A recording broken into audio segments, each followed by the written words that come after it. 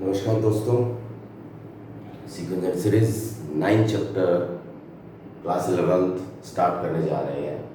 बड़ा ही interesting topic है और ये टॉपिक हम ऑलरेडी क्लास 10th में इसका एक हिस्सा जो है वो हमने पढ़ा हुआ है एपी के रूप में। Clear? So sequence and series जो है, पहले तो बता दूं काफ़ी बड़ा टॉपिक है। तो अगर हम मार्क्स के वेटेज के हिसाब से बात करें तो मार्क्स के हिसाब से 10 प्लस मार्क्स जो है आप मान के चलिएगा कि इसमें आराम से 10 प्लस मार्क्स का जो है पेपर में इसके अंदर से आ जाता है। सबसे दूसरी बड़ी इंपॉर्टेंट बात जो है इसके अंदर कि क्वेश्चंस जो है वो आपने 10th लेवल में भी एपी में पढ़े हैं, बट अब थोड़े से क्वेश्चंस का लेवल जो है वो थोड़ा सा बढ़ गया है, इसलिए हमें थोड़ा सा ध्यान से इसके अंदर चलना है। ठीक है, तो सबसे पहले कुछ डेफिनेशंस जो है वो यहाँ पे क्लियर कर देना चाहता हूँ कि सीक्वेंस क्या होती है और सीरीज क्या होती है। आपको पहले इन दोनों डेफिनेशंस के अंदर जो है डिफरेंस पता होना चाहिए। अगर कुछ नंबर्स किसी पर्टिकुलर रूल को फॉलो करते हुए चल रहे हैं and they are separated by comma, तो that is called a sequence. तो हम उनको क्या कहेंगे? सीक्वेंस कहेंगे। अब जैसे रूल क्या है, इन सारे नंबर्स जो है जितने भी, इन सारों के बीच में दो दो का डिफरेंस है, तो ये हमारा रूल है आपका, और सब में कोमा लगा हुआ है, इस that's why this is called sequence. Clear? अगर मैं इन्हीं के बीच में सपोज मैं एक और ले लेता हूँ 3, 6, 12, 24। क्लियर? अब जैसे ऊपर वाले में तो ये रूल था कि सब में दो दो का डिफरेंस है, पर नीचे वाले में ये रूल है कि ये सारे 3 के मल्टीपल में चल रहे हैं। 3 2 6 मल्टीपल नहीं कह सकते। ठीक है, सबके बीच में जो रेशियो है वो 2 का है। 3 2 6 6 2 12 12 2 24। तो इस तरीके से चलते जा रहे हैं। So this is called the sequence. इसको हम सीक्वेंस बोलेंगे। अब बात आती है सीरीज की। तो सीरीज जो है, इन्हीं अगर नंबर्स के बीच में मैं कोमा की बजाय, देखो रूल तो आपका चलेगा ही चलेगा, जो रूल है वो तो आपका रहेगा ही रहेगा, बस सिर्फ फर्क इतना है कि मैं अगर कोमा की जगह पे प्लस या माइनस के सिंबल्स यूज करना स्टार्ट कर दूं तो वही सीक्वेंस जो है वो क्या बन जाएगी? सीरीज बन जाएगी। तो सीक्वेंस और सीरीज में सिर्फ इतना ही डिफरेंस है कि हम उसमें जो है सिंबल्स बस चेक कर लेते हैं, इसमें कॉमा लगा हुआ है, इसमें प्लस या माइनस लगा हुआ है। ठीक है, जहां तक सीरीज की बात आ रही है, हमारे पास 2 तरह की सीरीज हो सकती है। वैसे तो बहुत सीरीज हो सकती है, फाइनाइट सीरीज और इनफाइनाइट सीरीज। अगर हम देखना चाहें तो फाइनाइट सीरीज क्या होती है? फाइनाइट सीरीज वो है जिसमें नंबर ऑफ टर्म्स जो है वो काउंटेबल होती है, मतलब हम काउंट कर सकते हैं, that is called the finite series. Infinite series वो होती है जिसके अंदर हम काउंट नहीं कर सकते हैं, वो आगे चलते जा रहे हैं, that is called an infinite series. उसको हम इनफाइनाइट सीरीज कहेंगे। So this is finite series and this is infinite series. हाँ, एक चीज ध्यान रखिएगा भाई, साथ साथ आप नोट करते रहिए, कॉपी पेन रखिए, बुक अपने पास में रखिए। जो मैं बातें बता रहा हूँ सब मैं बिल्कुल क्लियरली बुक से बता रहा हूँ ये, और जो है नोट करते रहिए। नोट्स साथ में आपके प्रिपेयर होने चाहिए। क्लियर? अदरवाइज उसके बिना तो फिर ये लेक्चर देखा और क्लोज करके रख दिया, कोई बेनिफिट नहीं है। ठीक है, मैं साथ में इसके एक वर्कशीट भी साथ में पोस्ट करूंगा आपको, जो क्वेश्चन सोल्व करने होंगे आपके। ठीक है, तो सीरीज क्लियर हो गया। चलते हैं आगे। एक वर्ड आता है प्रोग्रेशन, आपने पढ़ा होगा, arithmetic progression, geometric progression. Progression क्या होती है? अगर कुछ नंबर्स चल रहे हैं प्रोग्रेस करते हुए, जैसे सीरीज है, ये क्या है? प्रोग्रेशन ही है आपकी। अगर कुछ नंबर्स चलते जा रहे हैं, ठीक है, प्रोग्रेस कर रहे हैं, तो हम उसको प्रोग्रेशन से डिनोट करेंगे, that is called the progression. ठीक है, सीरीज भी बोल सकते हैं, प्रोग्रेशन भी बोल सकते हैं, तो कोई ज्यादा फर्क नहीं है दोनों वर्ड्स के अंदर। ठीक है, अब प्रोग्रेशन की अगर हम बात करें तो प्रोग्रेशन बहुत सारी होती है। One is AP, second one is the GP, third one is the AGP, then fourth one is the HP, and the fifth one is the some special sequence। और इसके अलावा भी बहुत सारी जो है वो प्रोग्रेशन आपको देखने को मिल सकती है। सम स्पेशल सीरीज बोल दो, सीक्वेंस बोल दो, कोई फर्क नहीं है इसके अंदर, क्योंकि ये सीरीज इस सीक्वेंस से ही बनी है। सिर्फ एक सिंबल का ही फर्क आ रहा है, बाकी कोई डिफरेंस नहीं है। एपी क्या है? Arithmetic progression. जीपी क्या है? Geometric progression. एजीपी क्या है? Arithmetic geometric progression. एचपी क्या है? Harmonic progression. और ये क्या है? Some special sequence. ऐसे और भी बहुत सारी हमारी प्रोग्रेशन सीक्वेंसेस होती हैं, फिबोनाची सीक्वेंस होती है आपकी, ठीक है। तो आप जैसे जैसे हायर क्लासेस में जाएंगे तो इस चैप्टर का काफी यूज है। कॉम्पिटिटिव पॉइंट ऑफ व्यू से भी देखें तो आप ये मान के चलिएगा कि सीक्वेंस एंड सीरीज एक अच्छा वेटेज रख के चलती है हमारी, ठीक है। Specially some special sequence AGP है तो काफी एक पार्ट है आपका जो कि पूछ लिया जाता है, ठीक है। क्लियर है यहाँ तक? चलिए, तो मैंने आपको बताया कि हमारे पास ये काफ़ी सारी सीक्वेंस है। हमारे सिलेबस में हम एपी में आपको पढ़ाऊंगा, ठीक है, जीपी में आपको पढ़ाऊंगा, और सम स्पेशल सीक्वेंस जो है, ये मैं 3 चीज़ें हमारे सिलेबस के अंदर मैं आपको पढ़ाऊंगा, ठीक है। पर आज मैं अभी कुछ भी स्टार्ट नहीं कर रहा। फर्स्ट एक्सरसाइज जो है हमारी, that is based on the general term. आज जो हम टॉपिक डिस्कस करने जा रहे हैं that is your general term, clear. अब ये जनरल टर्म जो है, ये वर्ड आपने 10th क्लास में भी पढ़ा हुआ है, बट मैं इसमें ना एपी लेके चल रहा हूँ, ना जीपी लेके चल रहा हूँ, एजीपी कुछ भी नहीं लेके चल रहा हूँ। मैं जस्ट जनरल बात कर रहा हूँ कि बेसिकली जनरल टर्म होती क्या है, ठीक है।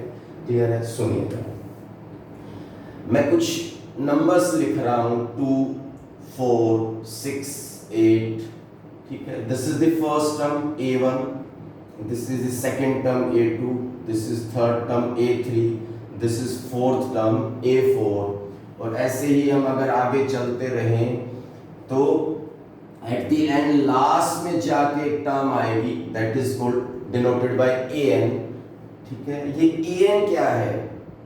AN जो है this is called nth term। इसी को हम क्या कहते हैं? इसी को हम जनरल टर्म बोलते हैं, इसी को हम क्या कहते हैं? लास्ट टर्म बोलते हैं, और इसी को हम क्या कहते हैं? nth टर्म बोलते हैं, ठीक है। क्लियर है? परंतु अभी मैंने ये नहीं पता कि ये है क्या चीज। जैसे फर्स्ट टर्म 2 है, सेकंड टर्म 4 है, थर्ड टर्म 6 है, मुझे ये नहीं पता कि लास्ट वाली टर्म जो है ये क्या चीज है आपकी, ठीक है। तो इसके लिए आप देखिए जरा,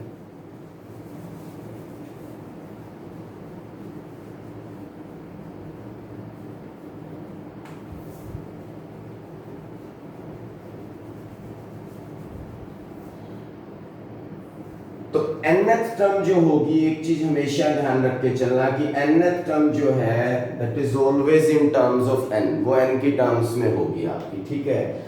बारी बारी इन टर्म्स को लिखने की बजाय हम लास्ट में एक ऐसी टर्म ढूंढ लेते हैं, एक ऐसा फॉर्मूला ढूंढ लेते हैं जो n की टर्म्स में होगा। ऑब्वियस सी बात है, an है तो n की टर्म्स में होगा, जिसकी हेल्प से हम सारी की सारी टर्म्स फाइंड आउट कर पाए। मतलब एक ऐसा फॉर्मूला है जो हमें बाकी सारे रिजल्ट्स वापस से दे दे। कैसे? अगर मैं इसमें 1 पुट करता हूं सो दिस इज 2 into 1 2 हो जाएगा। अगर मैं इसमें 2 पुट करता हूं तो दिस इज 4 हो जाएगा। अगर मैं इसमें 3 पुट करता हूं तो दिस इज 6 हो जाएगा आपका, ठीक है। क्लियर? तो it means nth term is a formula, एक ऐसा फॉर्मूला है, एक ऐसी जनरलाइजेशन है किसी रिजल्ट की जिसमें n की वैल्यू से हम बाकी सारी की सारी टर्म्स जो है वो फाइंड आउट कर सकते हैं। नोट करते रहिएगा साथ साथ, ठीक है, क्योंकि आपके पास नोट्स जरूर होने चाहिए, ठीक है। अगर आप नोट नहीं भी करते हैं तो एटलीस्ट लेक्चर को पूरा सुनने के बाद आपके माइंड में सारी चीज़ें रिकवर रहनी चाहिए ताकि आप उनको क्वेश्चंस के अंदर जो है वो अप्लाई कर सकें, ठीक है। क्लियर है? चलिए स्टार्ट करते हैं हम, ठीक है। कुछ क्वेश्चंस मैं ले रहा हूं यहाँ बुक के। फर्स्ट nth टर्म हमें दे रखी है -1 raised to power n plus 1 और 5 raised to power n plus 1, ठीक है। क्लियर? और हमें पहली 5 टर्म, फर्स्ट 5 टर्म्स जो है वो फाइंड आउट करके बतानी है। तो सबसे पहले n की वैल्यू हम 1 लेके चलेंगे, 1 लेंगे, so this is 2, this is also 2, -1 की पावर 2 इवन नंबर है, प्लस हो जाएगा, और 5 का स्क्वायर 25 हो जाएगा, ठीक है। 2 पुट करेंगे, -1 की पावर 3 और 5 की पावर 3, ठीक है।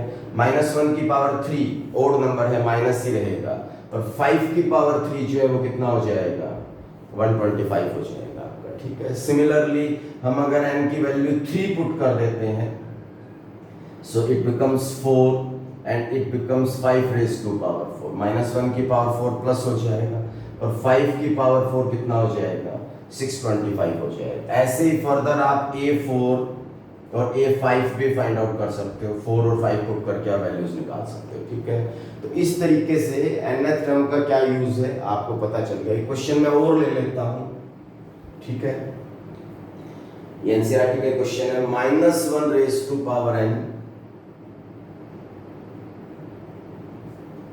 -1 raise to power n, then a raise to power n over a raise to power n plus b raise to power n। Clear? तो इसमें टर्म्स कैसे निकालेंगे, 1 पुट करेंगे सबसे पहले हम, यहाँ भी 1, यहाँ भी 1 और यहाँ भी 1, -1 की पावर 1 माइनस हो जाएगा तो माइनस लग जाएगा आपके पास।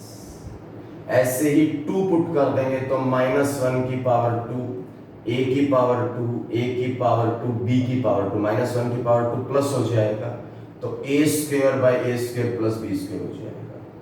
3 पुट कर देंगे तो -1 की पावर 3, a की पावर 3, a की पावर 3, b की पावर 3, -1 की पावर 3 माइनस हो जाएगा, ये ओड नंबर है तो माइनस लग जाएगा। ठीक है, तो इस तरीके से आप कोई भी टर्म जो है वो n की वैल्यू पर डिपेंड करती है, n की वैल्यू पुट करते जाओ और वो टर्म्स फाइंड आउट करते जाओ उसके।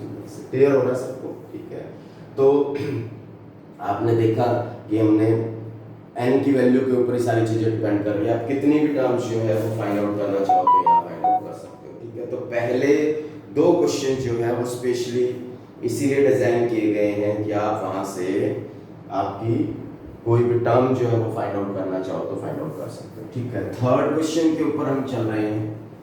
ठीक है, थर्ड क्वेश्चन हमें क्या दे रखा है कि nth टर्म जो है वो हमें n-1, n-2 और n-3 दी हुई है। ठीक है, और आपको क्या बताना है कि इस सीक्वेंस की जिसकी nth टर्म दे रखी है, इसकी पहली 3 टर्म्स जो है वो 0 होंगी एंड रेस्ट आर पॉजिटिव और बाकी सारी जो है वो पॉजिटिव होंगी आपकी। ठीक है, तो आप इसमें 1 पुट कीजिएगा, दिस इज 1 -1, 1 -2, 1 -3, 1 -1 0 हो जाएगा।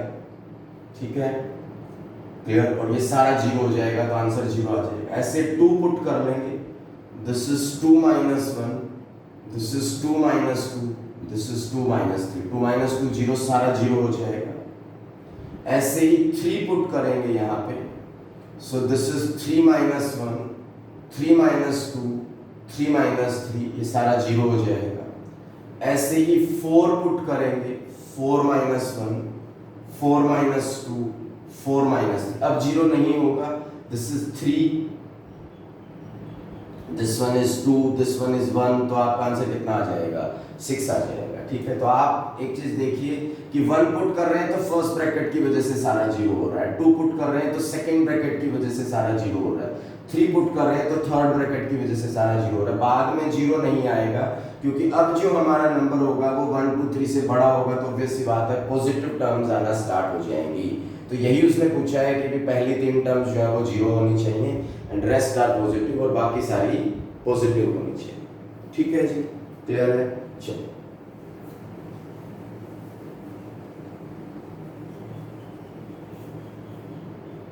अब यहां देखिए जरा, an is equals to n square when n is even और an is equals to 2n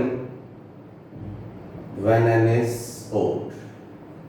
ठीक है, an is equals to n square जब n even दिया हुआ है, an is equals to 2n जब n odd दिया हुआ। तो आप देखिए इस क्वेश्चन के अंदर हमें nth टर्म जो है वो 2 अलग अलग पार्ट में दे रखी है, इवन के लिए अलग दे रखी है, ओड के लिए अलग दे रखी है। ठीक है, फाइंड वही हमें पहली 5 टर्म्स हमें फाइंड आउट करके बतानी है।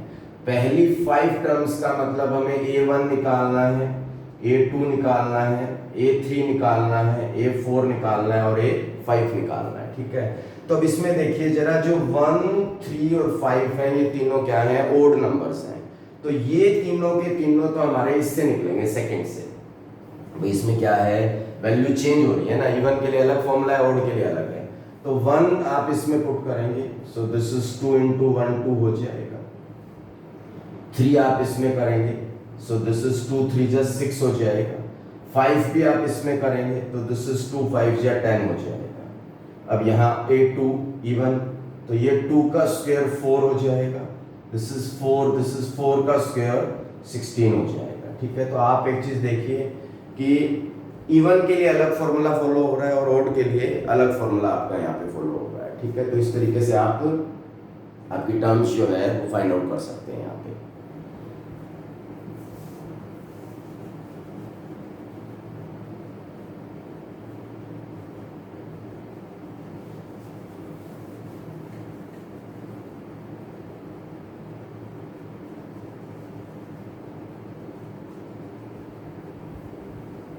चलिए, तो हमने जनरल टर्म से रिलेटेड जो है ये क्वेश्चन डिस्कस कर लिया। ठीक है जी, इसके बाद में अब जो मैं आपको बता रहा हूँ, मैं आपको एक थोड़ी सी नई बात बताने जा रहा हूँ, फेबोनेकी सीक्वेंस।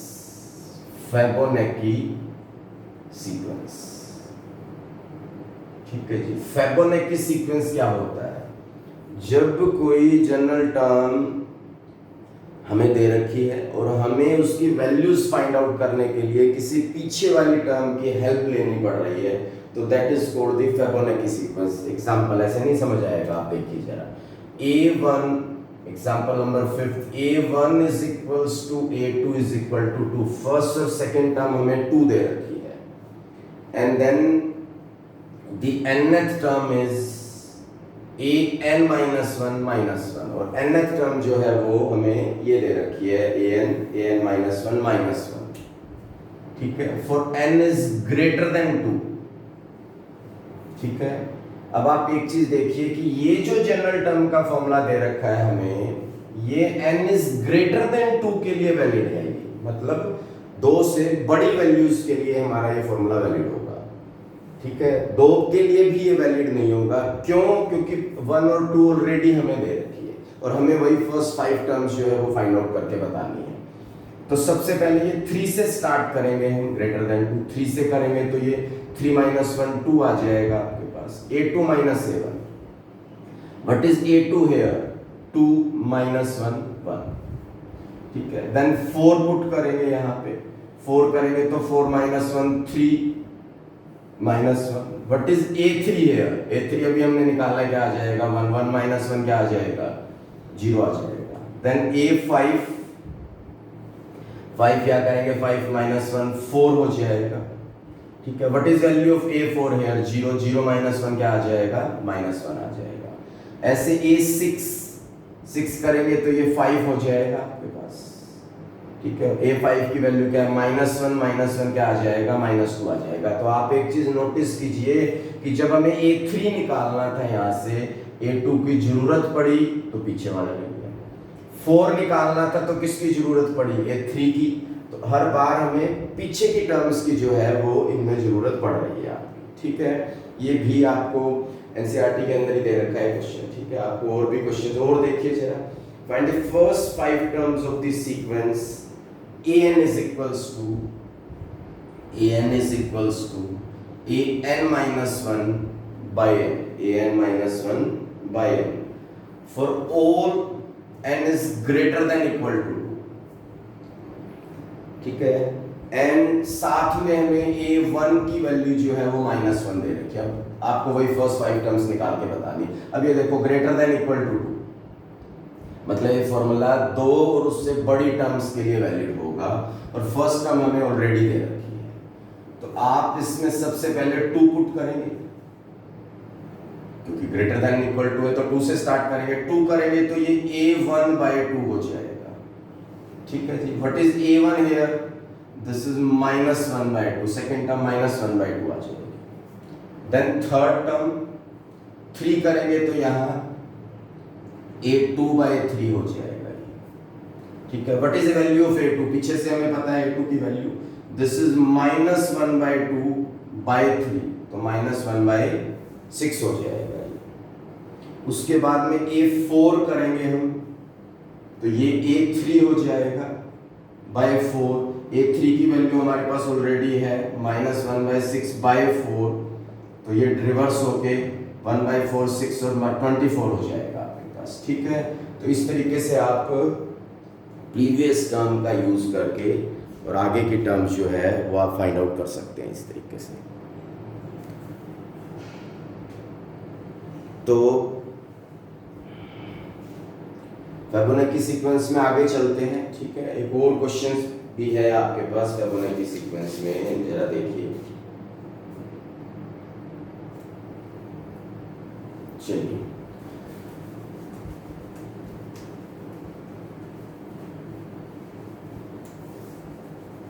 नोट करते रहिए साथ साथ, ठीक है। तो फर्स्ट एक्सरसाइज जो आप देखेंगे बुक के अंदर, ये सिर्फ और सिर्फ ना एपी है ना जीपी है, सिर्फ बताया गया है कि जनरल टर्म को फाइंड आउट करने के लिए चीजें जो है यहाँ पे बताई गई हैं आपको, क्लियर है। चलिए अब हम चलते हैं जी इस क्वेश्चन के ऊपर, थोड़ा बड़ा क्वेश्चन है ये, ठीक है। इस क्वेश्चन में हमें दे रखा है A1 और A2 की वैल्यू हमें 2 दे रखी है, और an जो है जनरल टर्म में an -1 an -2 n is greater than 2 दे रखा है, ठीक है। और आपको an+1 बाय an की वैल्यू निकालनी है, n 1 2 3 4 और 5 दे रखा है, ठीक है जी। तो फर्स्ट टर्म 2 दे रखी है, सेकंड टर्म 2 दे रखी है, nth टर्म के लिए दे रखा है, और ये फॉर्मूला भी ग्रेटर देन 2 के लिए वैलिड है आपका। तो 2 और 2 से बड़ी वैल्यूज नहीं, 2 भी नहीं लेना है, 2 से बड़ी वैल्यूज हमें लेके चलनी है। तो 2 से बड़ा 3 ले लेंगे हम, ये तो बाद में निकलेगा, पहले मैं आपको क्लियर कर दूं कि n की वैल्यू अगर हम 1 यहां डालते हैं, दिस इज a2/a1, 2 यहां डालते हैं a3/a2, 3 यहां डालते हैं 4/a3, 4 a5/a4 and then a6/a5, ठीक है। ये हमें निकालना है। अब ये जो a1 a2 ये कहां से लाएंगे, ये उसी वहां से उसी हिस्से से ये हमें निकलेगी, और वो हम यहाँ पे पुट कर देंगे, ठीक है। तो फाइंड आउट करते हैं, 1 और 2 तो ऑलरेडी पता है, 3 से स्टार्ट करते हैं। 3 करेंगे तो ये a2 और a1 हो जाएगा। a2 और a1 क्या है, दोनों की वैल्यू 2 है, 4 हो जाएगा ये, ठीक है। देन 4 पुट करेंगे हम, this is a3 and a2, what is a3 here 4, ठीक है। व्हाट इज a2 2 6 आ जाएगा। देन a5 यहां करेंगे तो this is a4 plus a3, a4 कितना है 6, a3 कितना है 4, 10 आ जाएगा। देन a6 निकालेंगे, this is a5 plus a4, a5 कितना आ जाएगा 10, 6 और 16 आ जाएगा, ठीक है। तो आपने a1 a2 a3 a4 a5 a6 निकाल लिया आपने, ठीक है। अब यहां देखिए जरा, a2/a1 ऑलरेडी हमें पता है ऊपर, दिस इज 2/2 1 आ जाएगा। a3/a2, a3 क्या निकाला है 4, a2 क्या है 2, 2 आ जाएगा, ठीक है। तो ऐसे आप बाकी सारी की सारी टर्म निकाल सकते हैं। a4/a3, ठीक है। तो व्हाट इज a4 6, a3 कितना है 4, 3/2 आ जाएगा। a5 a4, दिस इज 10/6, 2 5 जा 10, 2 3 जा 5/3 आ जाएगा। ऐसे 6/5 निकाल लेंगे, ठीक है। तो फिबोनाची सीक्वेंस भी हमारा क्लियर हो गया है, जनरल टर्म भी हमारी क्लियर हो गई है, अच्छे से क्लियर है। तो अब एक क्वेश्चन में आपके साथ लास्ट क्वेश्चन जो है वो थोड़ा सा मैं डिस्कस कर लूँ, ये ठीक है। ये नोट हो गया सब बच्चों का?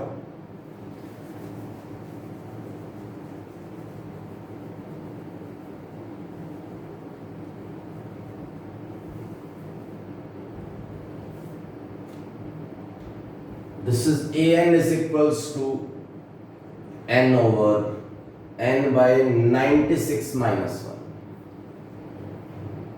If n is not the square of a natural number, if n is not the square of natural number,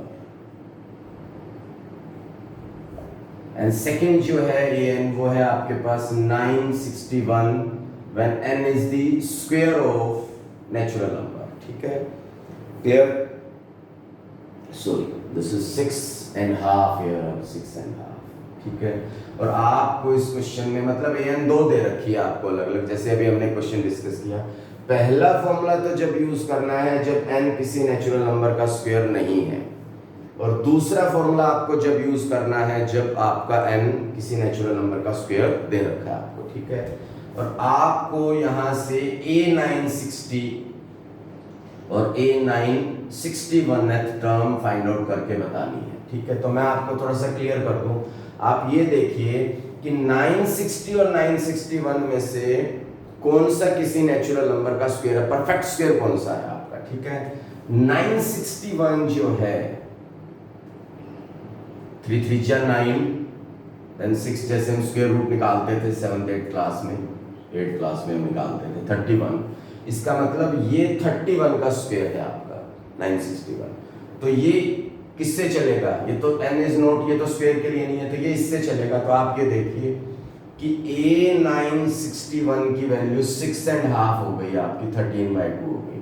इसका मतलब वो सारे नंबर जो किसी कोई परफेक्ट स्क्वायर है वो सारे के सारे 6.5 ही आएगी उनकी वैल्यू। कोई ये पूछे a4 क्या होगा, a4 6.5 ही होगा। कोई पूछे a9 क्या होगा, वो भी 6.5 होगा। मतलब सारे के सारे जो है वो परफेक्ट स्क्वायर बनेंगे आपके, ठीक है। अब 961 तो यहाँ से आ गया, 960 जो है वो नहीं है परफेक्ट स्क्वायर, वो यहाँ से निकलेगा आपके पास।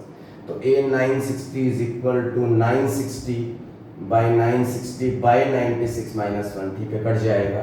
तो 960 बाई 9 आ जाएगा, ठीक है, क्लियर, 10 माइनस 1 9, ठीक है। तो इस तरीके से आप जो है ये बाइफरकेट फंक्शन, जो टूटे हुए फंक्शन है जिसमें आधा पार्ट किसी तरीके से निकलता है आधा किसी तरीके से निकलता है, वो भी आप फाइंड आउट कर सकते हो, ठीक है। तो मेरे ख्याल से इतना सब बच्चों को क्लियर हो रखा है, ठीक है।